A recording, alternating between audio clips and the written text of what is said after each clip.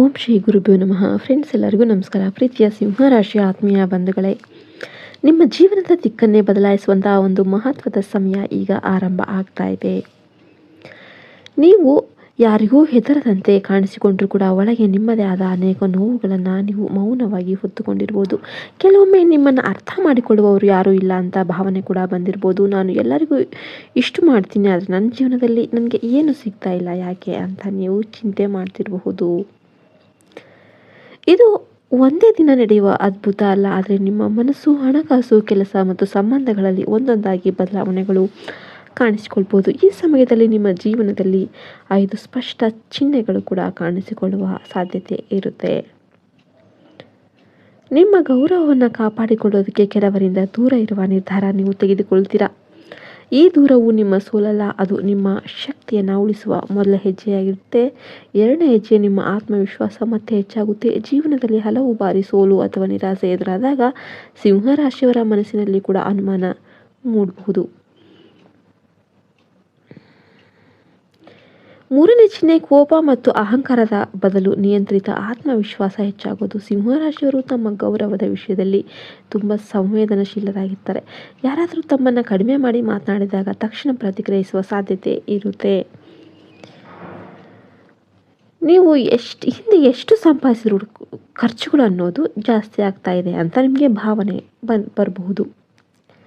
ನಿಮ್ಮಲ್ಲಿ ಹೆಚ್ಚು ಜಾಗೃತಿ ಮೂಡುತ್ತೆ. ನೀವು ಅನಗತ್ಯ ಖರ್ಚುಗಳನ್ನು ಗುರುತಿಸ್ತೀರಿ. ಹಣವನ್ನು ಉಳಿಸೋದು, ಆದಾಯವನ್ನು ಹೆಚ್ಚಿಸೋದು ಮತ್ತು ಭವಿಷ್ಯಕ್ಕಾಗಿ ಯೋಜನೆ ಮಾಡುವ ಬಗ್ಗೆ ಗಂಭೀರವಾಗಿ ಯೋಚನೆ ಮಾಡ್ತಿರ್ತೀರಿ.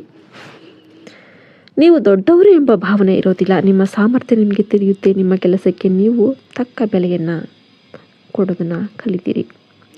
ವ್ಯಕ್ತಿಯೊಬ್ಬರು ನಿಮ್ಮೊಂದಿಗೆ ಸಂಪರ್ಕಿಸಿ ಹೊಸ ಅವಕಾಶ ನೀಡಬಹುದು. ಹಳೆಯ ಸಂಪರ್ಕ ಮತ್ತೆ ಉಪಯೋಗಕ್ಕೆ ಬರಬಹುದು. ಸಿಂಹರಾಶಿಯವರಲ್ಲಿ ನಾಯಕತ್ವದ ಗುಣ ಇರೋದರಿಂದ ಜನರನ್ನು ಮುನ್ನಡೆಸುವ, ನಿರ್ವಹಿಸುವ, ಮಾತನಾಡುವ, ಮಾರಾಟ ಮಾಡುವ ಅಥವಾ ಸ್ವಂತ ನಿರ್ಧಾರ ತೆಗೆದುಕೊಳ್ಳುವ ಕ್ಷೇತ್ರಗಳಲ್ಲಿ ನೀವು ಅತ್ಯಂತ ಉನ್ನತ ಸ್ಥಾನವನ್ನು ಏರ್ತೀರ.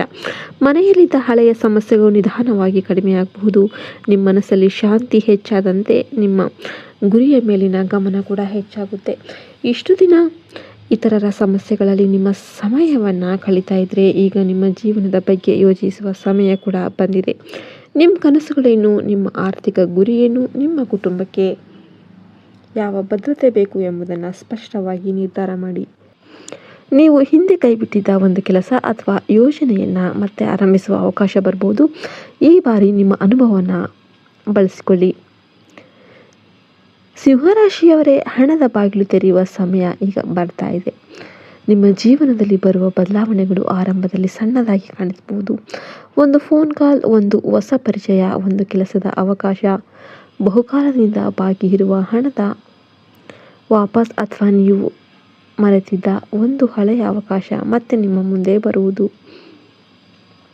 ಇವುಗಳಲ್ಲಿ ಯಾವುದಾದ್ರೂ ನಿಮ್ಮ ಮುಂದಿನ ದೊಡ್ಡ ಬದಲಾವಣೆಯ ಆರಂಭ ಆಗಬಹುದು. ಆದ್ದರಿಂದ ಸಣ್ಣ ಅವಕಾಶಗಳನ್ನು ನಿರ್ಲಕ್ಷ್ಯ ಮಾಡಬೇಡಿ. ಆದರೆ ಯಾವುದೇ ಹಣಕಾಸಿನ ನಿರ್ಧಾರವನ್ನು ಆತುರದಿಂದ ತೆಗೆದುಕೊಳ್ಬೇಡಿ. ಯಾರಾದರೂ ಸುಲಭವಾಗಿ ದೊಡ್ಡ ಹಣ ಬರುತ್ತೆ ಅಂತ ಹೇಳಿದರೆ ಮರುಪರಿಶೀಲನೆ ಇಲ್ಲದೆ ನಂಬೇಡಿ. ನಿಮ್ಮ ಪರಿಶ್ರಮ ಮತ್ತು ಸರಿಯಾದ ಯೋಜನೆಯಿಂದ ನಿರ್ಮಾಣವಾಗುವ ಸಂಪತ್ತೇ ಹೆಚ್ಚು ಸ್ಥಿರವಾಗಿರುತ್ತೆ. ನಿಮ್ಮ ಆದಾಯ ಹೆಚ್ಚಾದಾಗ ನಿಮ್ಮ ಜೀವನ ಶೈಲಿಯ ಖರ್ಚು ಕೂಡ ಅದೇ ಪ್ರಮಾಣದಲ್ಲಿ ಹೆಚ್ಚಾಗದಂತೆ ನೋಡಿಕೊಳ್ಳಿ. ನೀವು ಹಿಂದೆ ಗಳಿಸಿದ ಹಣ ಕೈಯಲ್ಲಿ ಉಳಿಯದೆ ಹೋಗಿದ್ದರೆ ಈಗ ಅದೇ ತಪ್ಪನ್ನು ಮತ್ತೆ ಮಾಡಬೇಡಿ. ನಿಮ್ಮ ಆದಾಯದಲ್ಲಿ ಒಂದು ಭಾಗವನ್ನು ಉಳಿತಾಯಕ್ಕಾಗಿ ಮೀಸಲಿಟ್ಬಿಡಿ. ಹಣಕಾಸಿನ ವಿಚಾರದಲ್ಲಿ ಇದ್ದ ಗೊಂದಲಕ್ಕೆ ನಿಧಾನವಾಗಿ ನಿಮಗೆ ಪರಿಹಾರ ಸಿಗಬಹುದು. ಕೆಲಸದಲ್ಲಿ ಹೊಸ ಜವಾಬ್ದಾರಿ ಅಥವಾ ಹೆಚ್ಚುವರಿ ಆದಾಯದ ಅವಕಾಶ ಸಿಗಬಹುದು. ವ್ಯವಹಾರ ಮಾಡುತ್ತಿರುವವರಿಗೆ ಹೊಸ ಗ್ರಾಹಕರು ಅಥವಾ ಹೊಸ ಸಂಪರ್ಕಗಳು ಸಿಗಬಹುದು. ಉದ್ಯೋಗದಲ್ಲಿರುವವರಿಗೆ ಹೊಸ ಹುದ್ದೆ ಅಥವಾ ಕೆಲಸ ಬದಲಾಯಿಸುವ ಅವಕಾಶ ಬದಲಾಗಬಹುದು. ನಿಮಗೆ ಇದೆಲ್ಲ ಕೂಡ ಎದುರಾಗುತ್ತೆ. ಆದರೆ ಪ್ರತಿಯೊಂದು ಅವಕಾಶವನ್ನು ಕೂಡ ನಿಮ್ಮ ಸಾಮರ್ಥ್ಯ ಮತ್ತು ಪರಿಸ್ಥಿತಿಗೆ ತಕ್ಕಂತೆ ಪರಿಶೀಲನೆ ಮಾಡಿ. ನಿಮ್ಮ ಜೀವನದಲ್ಲಿ ಮತ್ತೊಂದು ದೊಡ್ಡ ಬದಲಾವಣೆ ಅಂದರೆ ಇತರರ ಒಪ್ಪಿಗೆಯ ಅವಶ್ಯಕತೆ ಕಡಿಮೆಯಾಗೋದು. ಎಲ್ಲರೂ ನಿಮ್ಮನ್ನು ಮೆಚ್ಚಬೇಕು ಎಂಬ ಆಸೆ ನಿಧಾನವಾಗಿ ಕಡಿಮೆಯಾಗುತ್ತೆ. ನಿಮ್ಮ ಗುರಿ ನಿಮಗೆ ಸ್ಪಷ್ಟವಾಗಿದ್ದರೆ ಸಾಕು. ಯಾರಾದರೂ ನಿಮ್ಮನ್ನು ಅರ್ಥ ಮಾಡಿಕೊಳ್ಳದಿದ್ದರೆ ಅದಕ್ಕಾಗಿ ನಿಮ್ಮ ದಾರಿಯನ್ನು ಬದಲಾಯಿಸಬೇಡಿ. ನಿಮ್ಮ ಜೀವನದಲ್ಲಿ ಕೆಲವು ಹಳೆಯ ಸಂಬಂಧಗಳು ದೂರವಾಗಬಹುದು, ಆದರೆ ಅದೇ ಸಮಯದಲ್ಲಿ ನಿಮ್ಮನ್ನು ನಿಜವಾಗಿ ಗೌರವಿಸುವ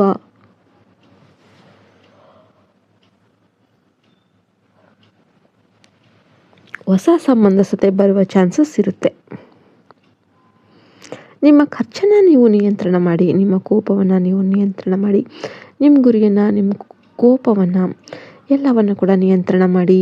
ನೀವು ಗುರಿಯನ್ನು ನೀವು ಯಾವಾಗಲೂ ಕೂಡ ಫುಲ್ ಹೈ ಲೆವೆಲ್ ಇಟ್ಕೊಂಡಿರಬೇಕು. ಹೀಗೆ ಜೀವನದ 4 ಪ್ರಮುಖ ವಿಷಯಗಳನ್ನು ನಿಯಂತ್ರಣ ಮಾಡೋದಕ್ಕೆ ಕಲಿತಾಗ ನಿಮ್ಮ ಜೀವನದಲ್ಲಿ ದೊಡ್ಡ ಬದಲಾವಣೆ ಅನ್ನೋದು ಸಾಧ್ಯವಾಗುತ್ತೆ. ನಿಮ್ಮಲ್ಲಿ ಒಂದು ಹಳೆಯ ಭಯ ಇರಬಹುದು, ನಾನು ಮತ್ತೆ ಸೋತ್ರೆ ಅಂತ. ಆದರೆ ನೆನ್ಪಿಡಿ, ಸೋಲು ನಿಮ್ಮ ಸಾಮರ್ಥ್ಯದ ಅಂತಿಮ ಪ್ರಮಾಣ ಅಲ್ಲ.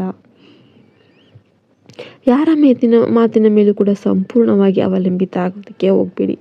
ಅಗತ್ಯ ಇದ್ದರೆ ತಜ್ಞರ ಸಲಹೆ ಪಡೆದುಕೊಳ್ಳಿ. ಜ್ಯೋತಿಷ್ಯವನ್ನು ಪ್ರೇರಣೆ ಅಥವಾ ಮಾರ್ಗದರ್ಶನವಾಗಿ ಮಾತ್ರ ನೋಡ್ಬೋದು, ಆದರೆ ಕೋಟ್ಯಾಧಿಪತಿಯಾಗುವುದು ಖಚಿತ ಎಂಬುದನ್ನು ಯಾವುದೇ ಜ್ಯೋತಿಷ್ಯ ಕೂಡ ಭರವಸೆ ನೀಡೋದಕ್ಕೆ ಸಾಧ್ಯ ಇಲ್ಲ. ನಿಮ್ಮ ಪರಿಶ್ರಮ, ಸರಿಯಾದ ನಿರ್ಧಾರ, ಹಣಕಾಸಿನ ಶಿಸ್ತು ಮತ್ತು ಅವಕಾಶಗಳನ್ನು ಬಳಸಿಕೊಳ್ಳುವ ಸಾಮರ್ಥ್ಯವೇ ನಿಮ್ಮ ಭವಿಷ್ಯವನ್ನು ಹೆಚ್ಚು ಪ್ರಭಾವಿಸುತ್ತೆ.